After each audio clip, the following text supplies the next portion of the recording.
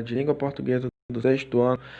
Pessoal, continuando com o nosso conteúdo didático, vamos agora para um assunto chamado verbo. Pessoal, o verbo vocês encontram a partir da página 44 do livro 3.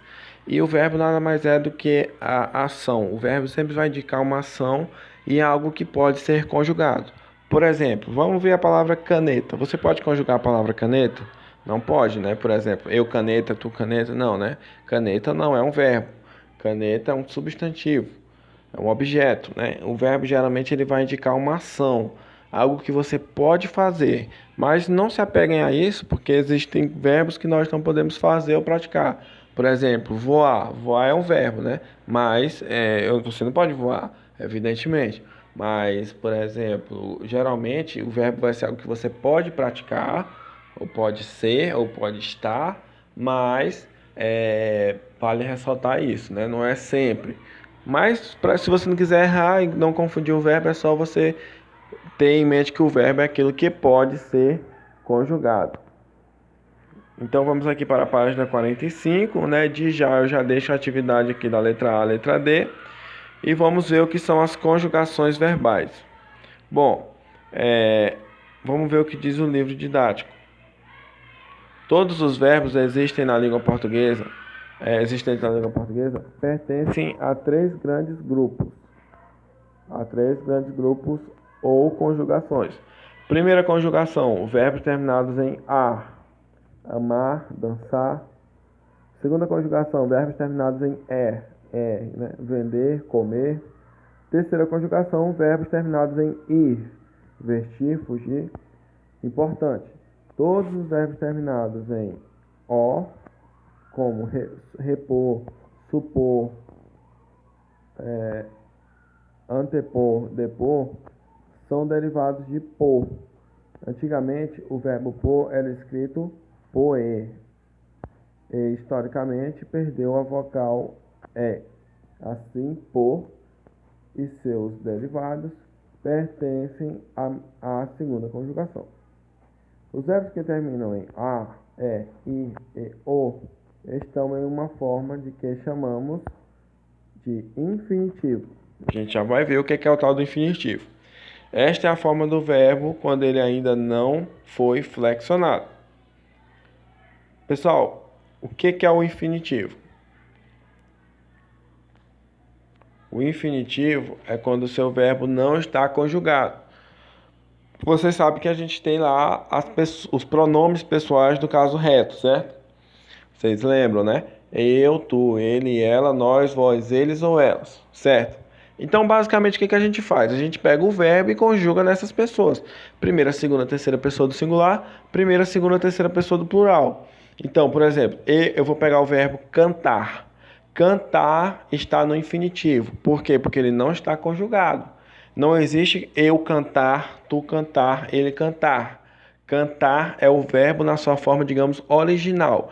Então, toda vez que o verbo estiver na sua forma, entre aspas, original, quando ele não estiver conjugado, ele está no infinitivo. Por exemplo, cantar, beber, andar, pular, vestir, tudo isso está no infinitivo. Então, o que a gente faz? A gente pega esse verbo que está no infinitivo e conjuga ele. Aí eu vou colocar ele na primeira pessoa, na segunda, na terceira pessoa do singular ou no plural. Por exemplo, eu vou pegar o verbo cantar e como é que fica o cantar? Cantei. Eu cantei. Aí ele não está mais no infinitivo. Agora ele está conjugado na primeira pessoa do singular. Eu cantei. Agora, tu cantou. Certo? Então eu novamente vou pegar o verbo cantar, que está no infinitivo, e vou conjugá-lo na segunda pessoa do singular, no caso tu. Então ele não vai ser mais tu cantar, ele vai sair do infinitivo, ele vai para a segunda pessoa do singular e vai ficar tu cantou, eu cantei. Então eu não posso dizer eu cantar, tu cantar. O verbo, quando está no infinitivo, ele não está conjugado, certo? Ele está nessa forma, entre aspas, original, e a gente pega ele e conjuga ele. E aí o que vai mudar são as pessoas. Por exemplo, eu não vou dizer eu cantou, eu vou dizer eu cantei, tu cantou, certo? Então deu para entender o que é o verbo no infinitivo, certo? Então vamos aqui para a próxima página, certo? Que é a página 48. E eu também vou estar deixando essa atividade para vocês fazerem, tá? Na página 48, primeira e segunda questão. E vamos ver o que é a flexões verbais aqui, ó, na página 46, perdão, página 46, tá? Então, o que é flexões verbais? O verbo pode flexionar-se em pessoa, número, tempo e modo.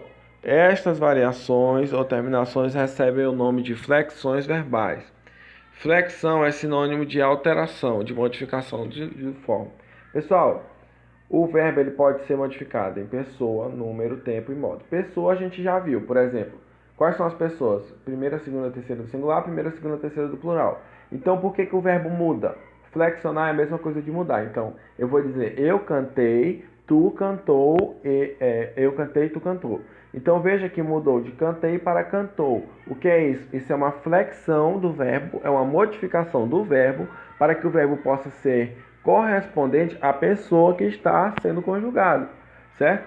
Como eu falei, eu não vou poder dizer nem eu cantei, eu cantou ou tu cantei. Eu vou ter que dizer eu cantei, tu cantou, para que possa ficar correto, certo? Então isso que é modificar o verbo em pessoa.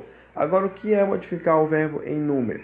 Pessoal, quando o verbo está modificado em número, é quando ele vai modificar em singular ou plural. Por isso que nós temos a primeira, segunda e terceira pessoa do singular, né? Pronomes pessoais do caso reto, que vocês já estudaram. E a gente tem a primeira, segunda e terceira pessoa do plural. Então, por que eu tenho singular e plural? Porque eu tenho que distinguir quando o verbo estiver relacionado a uma só pessoa e quando ele estiver relacionado a várias pessoas. Então, ele também vai variar. Por exemplo, eu cantei, nós cantamos. Então, existe a mudança do cantei para o cantamos. Isso que é uma variação em número. Eu não posso dizer eu cantamos ou nós cantei. Eu tenho que dizer eu cantei e nós cantamos.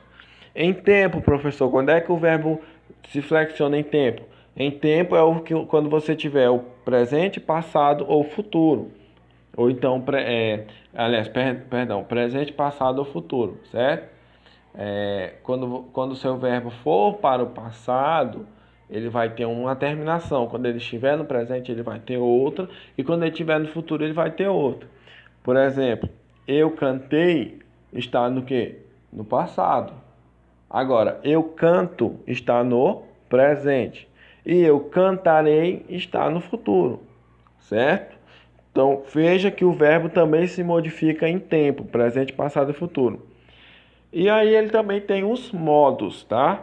Modo, que a gente já vai ver como é que é a modificação do verbo quando faz ser em modo, certo? Então isso aqui é basicamente o que eu acabei de explicar. Então vamos ver agora a flexão de modo. Aqui da página 48 do livro didático. Então a flexão de modo.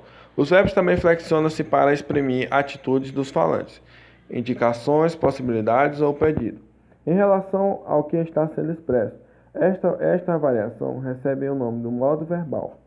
Existem 3 modos verbais: indicativo, subjuntivo e imperativo. Observe como isso acontece nas frases a seguir. Ele leu a reportagem sobre os animais nada convencionais. Agora vamos ao outro. Se ela lesse a reportagem, o repórter ficaria feliz. Modo subjuntivo. Leia essa reportagem. Modo imperativo. Então vamos ver cada um aqui. Quando eu digo leia essa reportagem, eu estou lhe dando o quê? Uma ordem. Estou falando para você ler. Geralmente esse modo imperativo ele vem com um ponto de exclamação. É para intensificar que aquilo é uma ordem, certo? Aqui, ó. Leia essa reportagem. É o modo imperativo, é uma ordem. Outro modo que você vai ter é o modo subjuntivo.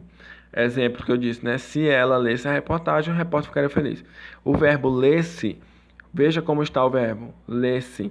Levanta uma hipótese ou põe uma dúvida ou na dependência a realização dos fatos verbais. O verbo que expressa um fato incerto, duvidoso, estão no subjuntivo. Então, O modo imperativo é o modo de ordem. O modo subjuntivo é o modo que expressa uma não certeza, ou seja, uma dúvida, algo que pode ou não acontecer. Geralmente esse verbo ler-se, acompanhar-se, brincar-se, geralmente ele vem acompanhado pelo se. O modo subjuntivo geralmente, não é sempre, mas ele pode vir acompanhado pelo se, porque o se geralmente ele vai dar a ideia de dúvida, de incerteza. Se eu brincasse, entendeu? Então esse brincasse é um verbo que está no modo subjuntivo, dá a ideia de dúvida. E geralmente ele vem acompanhado com o se. Se eu brincasse, eu seria mais feliz. Se eu estudasse para a prova, eu iria passar de ano, entendeu? Então esse que é o modo subjuntivo. E aqui o primeiro exemplo, ele leu a reportagem sobre animais nada convencionais. O verbo leu mostra que o falante tem certeza de que o fato verbal aconteceu. Os verbos expressam fato, certo, seguro, estão no modo indicativo. Então, recapitulando, leu indica certeza, né? Eu não tenho dúvida nenhuma que ele leu a reportagem. Então, o modo indicativo indica certeza, o modo subjuntivo indica uma dúvida e o modo imperativo indica ordem. Então, é muito simples também, tá? Então, o verbo ele pode se flexionar em modo, número, gênero, tempo, certo? Tudo isso que eu acabei de explicar. Então, página 51, também é tudo que eu acabei de explicar. 52, né? Vai falar um pouco mais sobre o modo subjuntivo, certo? Pessoal, então basicamente é isso que a gente acabou de estudar. Então, eu vou estar deixando agora para vocês. Deixa eu só ver até onde vai.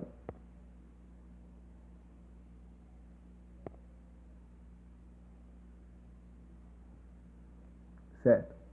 Então, atenção agora, hein? Eu vou estar deixando a atividade da página 57. Tudo isso vale ponto, hein, pessoal?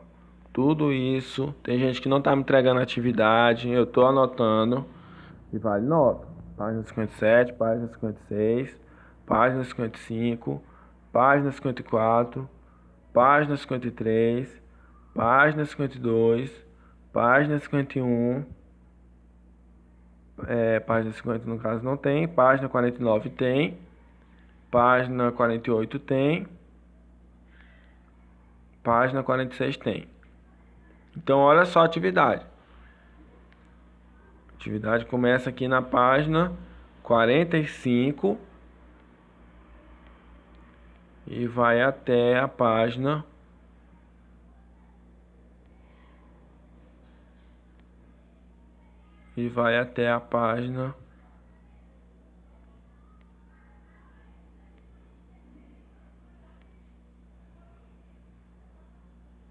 começa na 45 e vai até a página 57. Professor, muita atividade. Eu sei que a atividade de hoje está meio grande. Eu vou dar o prazo até quinta-feira para vocês estarem me entregando ela. Mas, pessoal, vocês têm que entender que vocês têm mais tempo para fazer a atividade. Essa atividade eu vou estar passando em sala também. A mesma atividade em sala é a mesma atividade presencial. E a gente precisa fazer as atividades do livro, né? Porque o livro tem que ser feito. E é somente com a prática que vocês vão aprender o conteúdo. Certo?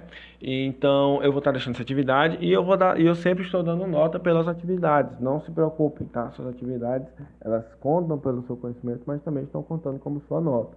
Então, boa sorte a todos e até a próxima aula.